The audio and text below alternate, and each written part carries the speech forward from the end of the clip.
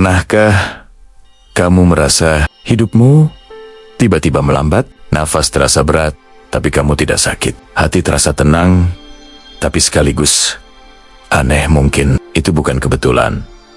Mungkin itu tanda bahwa waktu kita di dunia hampir selesai. Awal perjalanan, hari ke-20 ada sesuatu yang berubah. Kecil, hampir tak terasa. Langkah kaki yang dulu ringan, kini terasa seperti membawa batu di pergelangan. Orang itu tidak sakit, tidak demam, hanya cepat lelah tanpa sebab. Setiap gerak tubuh menjadi lamban, seolah waktu menekan dari segala arah. Tapi anehnya, tidak ada rasa takut, hanya diam dan keanehan yang sulit dijelaskan. Di sudut ruangan, tubuhnya duduk termenung. Mata memandang jendela, tapi pikiran melayang entah kemana. Ada sesuatu dalam dadanya, bukan nyeri, tapi seperti tarikan halus yang membuatnya sadar bahwa sesuatu sedang berubah. Ia mulai banyak diam, mendengarkan detak jam, mendengar suara napas sendiri seperti gema yang dalam. Hari-hari berjalan perlahan, tubuhnya tetap hidup, tapi semangatnya seperti menipis. Hal-hal kecil yang dulu menyenangkan kini terasa jauh, seolah jiwanya sedang berkemas. Tapi tubuhnya belum tahu arah perjalanan. Ia mulai tidur lebih awal, bangun dengan pandangan kosong, dan berbicara pelan tanpa sebab. Dan di sela kelelahan itu, muncul momen aneh. Sebuah perasaan tenang, tapi asing. Bukan bahagia, bukan sedih. Seolah hati mulai menerima sesuatu yang belum terjadi. Ia merasakan kedamaian yang tidak ia cari. Dan disitulah, tanpa sadar, perjalanan menuju akhir sudah dimulai. Kadang kita mengira tanda kematian datang dengan rasa sakit. Padahal, seringkali ia datang dengan kelembutan. Tubuh tidak memberontak.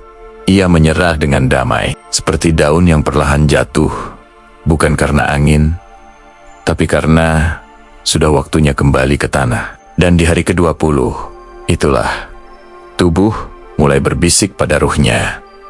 Kita sudah mulai berjalan pulang, tidur panjang yang aneh. Hari ke-18, orang itu mulai lebih banyak tidur. Awalnya hanya sebentar di siang hari, tapi kini ia bisa tertidur berjam-jam tanpa benar-benar lelap. Tubuhnya tidak mencari istirahat.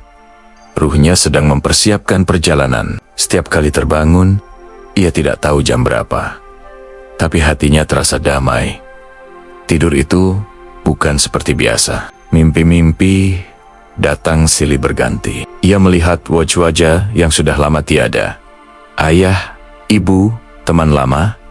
Mereka tersenyum, memanggil dengan lembut. Tidak ada rasa takut, hanya rindu yang menenangkan. Seolah semua yang telah pergi sedang menyiapkan tempat di dunia lain. Kadang ia terbangun dengan mata berkaca-kaca, bukan karena sedih, tapi karena mimpi itu terasa nyata. Ia mencoba menceritakannya, tapi kata-katanya berantakan, karena tidak ada bahasa untuk hal yang dilihat di antara dunia. Seketika, ia hanya diam, menatap kosong, seolah pikirannya masih tertinggal di dalam mimpi.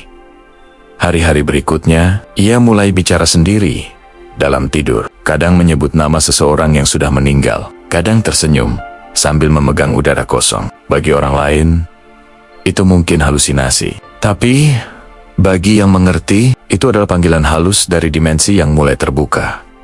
Tidurnya kini menjadi ritual alamiah. Tubuhnya diam, tapi jiwanya bepergian. Dalam setiap mimpi, ia berjalan di tempat indah, penuh cahaya lembut dan ketenangan. Ia tidak ingin bangun lagi, karena di sana tidak ada rasa sakit, tidak ada waktu, hanya kedamaian yang tak bisa dijelaskan. Ketika pagi datang, ia membuka mata perlahan, tapi bukan seperti orang bangun dari tidur. Lebih seperti seseorang yang kembali dari perjalanan jauh. Wajahnya tenang, senyumnya tipis, matanya sayu, tapi damai. Dan jika kamu melihat lebih dalam, kamu akan tahu, ia sudah tidak sepenuhnya berada di dunia ini.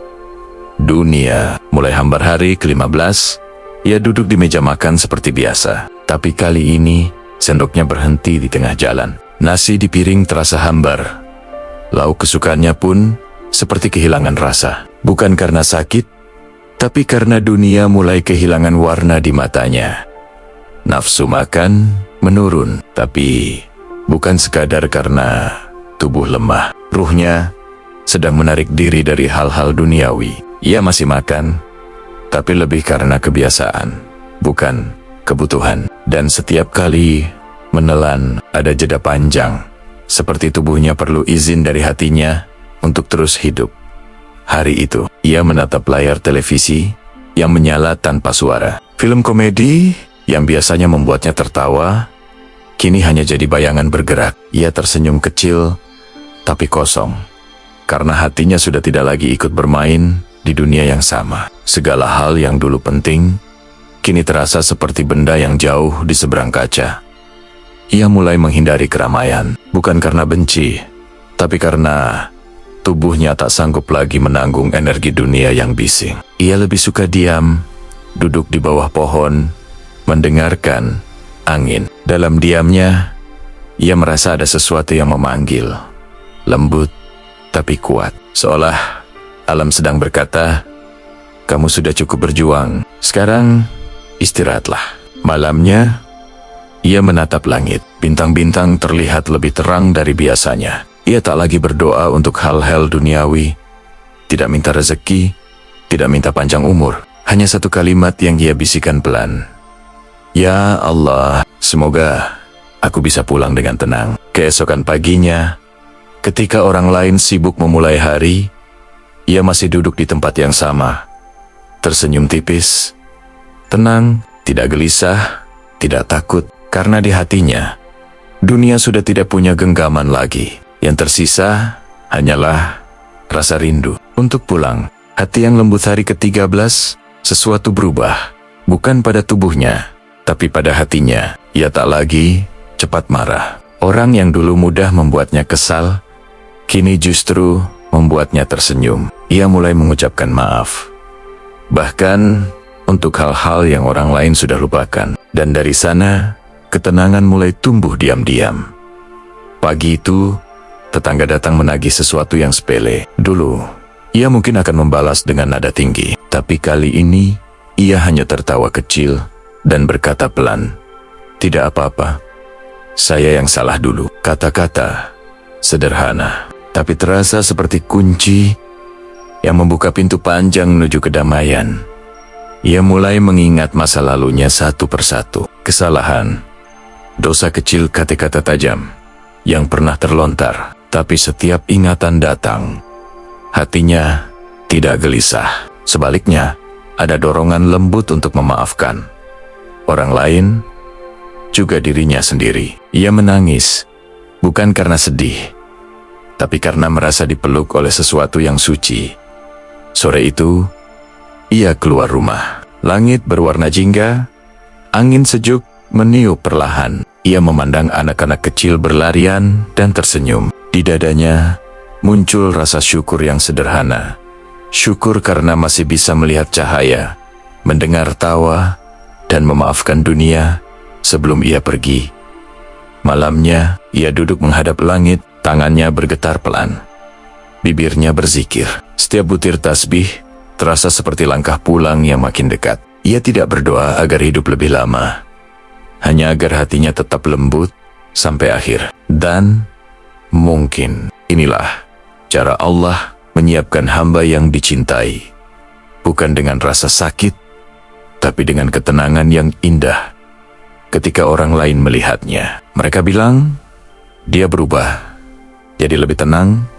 Ya, tapi perubahan itu bukan dari dunia ini. Itu dari langit. Karena hati yang lembut bukan tanda kelemahan.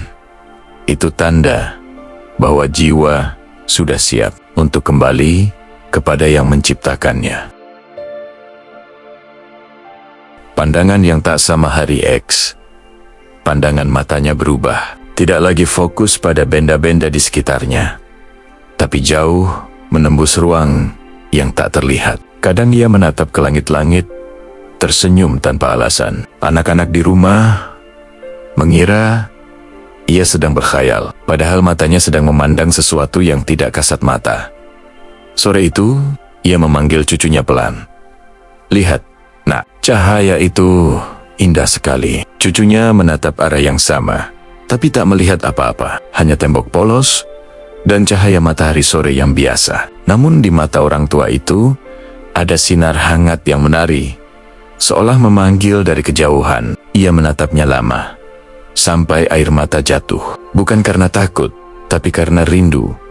Kadang, saat malam datang, ia menatap pojok ruangan. Bibirnya bergerak pelan, seperti berbicara dengan seseorang. Tapi, tidak ada siapa-siapa di sana. Jika kamu cukup peka, kamu bisa merasakan udara di sekitar menjadi lebih ringan. Seperti ada kedamaian yang turun pelan-pelan.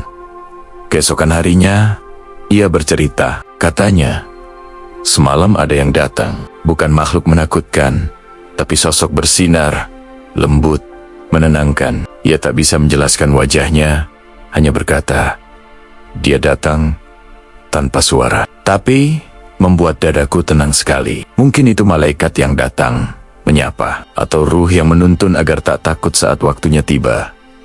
Hari-hari berikutnya, pandangannya makin kosong, tapi damai. Ia tidak lagi peduli dengan dunia di sekitarnya. Bukan karena lemah, tapi karena sedang menatap ke arah yang lebih indah. Matanya seolah melihat taman yang belum pernah ada di bumi. Dan mungkin, di balik tatapan itu, ia sudah separuh jalan menuju ke sana.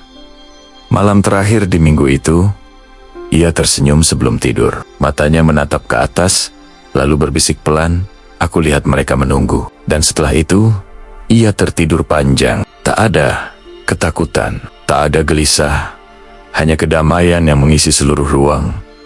Waktu memberi isyarat hari ke-7. Ia mulai berbicara lebih sering, tapi bukan tentang hal biasa. Kata-katanya pendek, tapi syarat makna. Tiba-tiba, ia minta maaf. Bahkan untuk hal kecil yang tak diingat siapapun. Lalu, menatap dalam-dalam, seolah tahu ini mungkin percakapan terakhir. Pagi itu ia berkata pada anaknya, nanti jaga ibu, ya, jangan biarkan dia sendirian. Anaknya tertawa kecil, tak mengerti. Tapi kalimat itu menggema lama di kepala mereka. Baru disadari maknanya ketika waktu telah berlalu. Kata-kata terakhir bukanlah kebetulan, tapi undangan halus dari Allah agar yang tinggal siap menerima kehilangan. Sore hari, ia memanggil tetangga yang lama tak ditemui. Ia memeluknya lama, lalu berkata, aku senang pernah mengenalmu. Tidak ada konteks, tapi suasananya hangat, sekaligus sendu. Mereka tak tahu, pelukan itu bukan sekadar salam, melainkan ucapan selamat tinggal yang dibungkus ketulusan. Malamnya, ia duduk diam di ruang tamu. Tiba-tiba berkata pelan, aku lihat cahaya, indah sekali. Orang di sekitarnya terdiam. Mereka tidak melihat apa-apa, tapi bisa merasakan suasana yang berubah, tenang, hening, seperti udara ikut menunduk. Mungkin itu momen ketika batas dunia mulai menipis. Hari berikutnya, ia menatap keluarganya. Satu persatu. Suaranya pelan tapi jelas. Terima kasih. Kalian sudah membuat hidupku bahagia. Tidak ada air mata, hanya senyum kecil yang damai. Setelah itu, ia lebih banyak diam, seolah sudah menyampaikan semua yang perlu dikatakan. Malam terakhir minggu itu, ia menulis catatan kecil. Tulisan tangannya gemetar, tapi terbaca jelas. Maaf atas semua salahku. Doakan aku tenang. Kertas itu diletakkan di meja, di samping segelas air yang belum diminum. Dan saat subuh tiba, ia tersenyum dalam tidur panjangnya. Kata-katanya menjadi isyarat, dan isyarat itu menjadi doa yang menggantung di langit rumahnya. Wajah yang bersinar hari ke-5. Wajahnya terlihat berbeda. Bukan karena perawatan, bukan karena sembuh dari sakit, tapi karena ada sesuatu yang bersinar dari dalam, lembut, tenang, dan membuat siapapun yang melihat merasa tentram. Cahayanya bukan kilau dunia, tapi pantulan dari kedamaian jiwa yang sudah siap berpulang. Orang-orang di rumah memperhatikannya. Ayah kelihatan sehat lagi ya. Wajahnya cerah banget hari ini. Tapi yang sebenarnya terjadi, tubuhnya justru makin lemah. Nafas pendek, tapi tenang. Cahaya itu bukan tanda pulih, melainkan tanda izin dari langit bahwa ruhnya sudah dicintai dan dijemput dengan lembut saat sore tiba. Ia duduk menghadap jendela. Sinar matahari terakhir menimpa wajahnya, membuat garis-garis usia terlihat indah seperti peta perjalanan panjang. Ia memejamkan mata, menikmati hangatnya cahaya itu. Mungkin karena cahaya itu mengingatkannya pada sesuatu, tempat yang lebih damai, yang dulu dijanjikan Allah ketika malam datang. Wajahnya tidak berubah, masih bersinar lembut.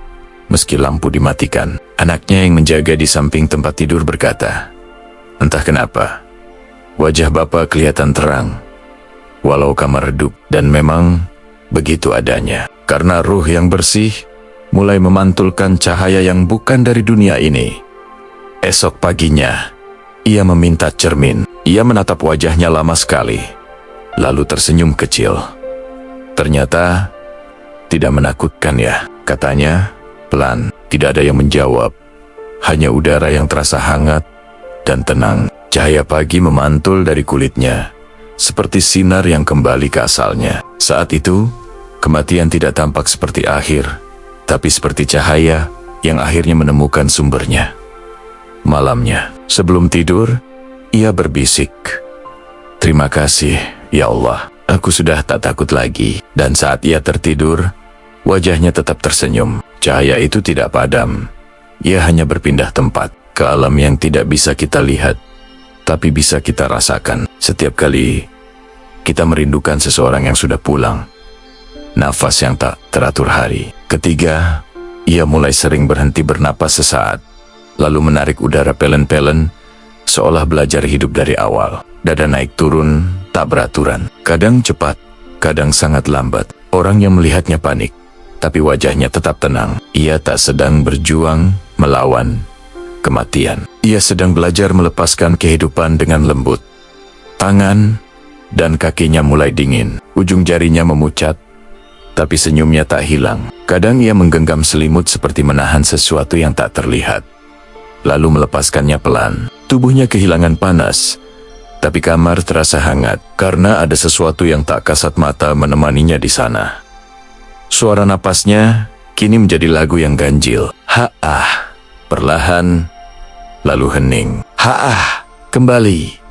Tapi lebih pendek. Setiap tarikan udara seperti percakapan terakhir antara tubuh dan ruh. Udara keluar dengan ragu-ragu, seolah tidak ingin pergi.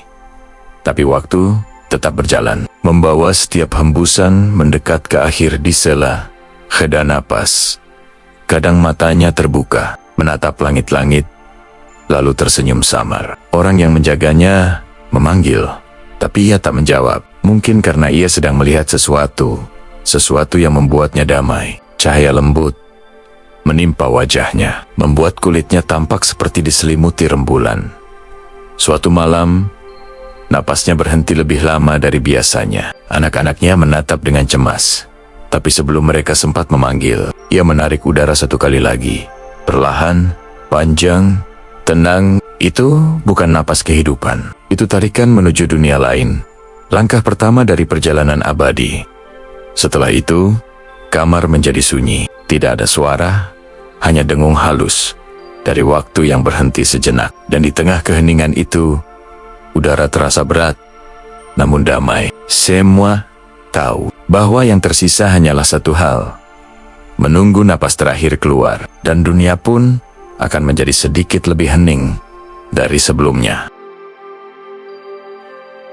Hari terakhir, gerbang menuju pulang hari terakhir. Udara pagi terasa berbeda, lebih tenang, lebih berat, seolah seluruh alam menahan napas. Ia berbaring di tempat yang sama, di mana hari-hari sebelumnya hanya diisi dengan doa dan diam. Namun kali ini, diamnya punya makna lain. Tubuhnya tak banyak bergerak, tapi wajahnya damai, seolah sedang menunggu seseorang datang menjemput.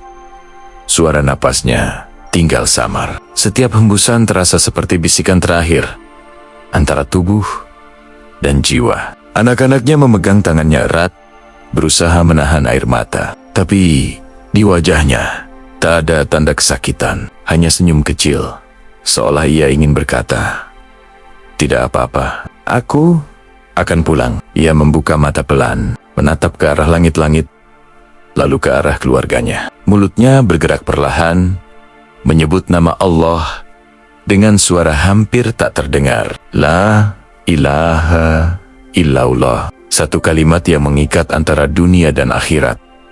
Udara di kamar mulai terasa berbeda. Lebih hangat, tapi menenangkan. Sinar matahari menembus tirai, jatuh tepat di wajahnya. Sekilas, wajah itu tampak seperti sedang tertidur nyenyak. Lalu napas terakhir keluar, lembut, tanpa suara, hening. Lalu seolah waktu berhenti.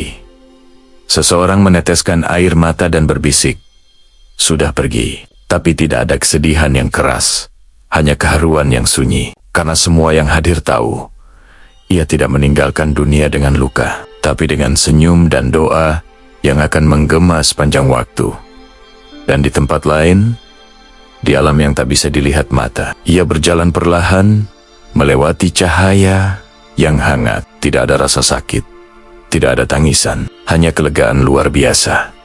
Seperti seseorang yang akhirnya tiba di rumah setelah perjalanan panjang. Di sana ada ketenangan dan ada cinta yang tidak berakhir.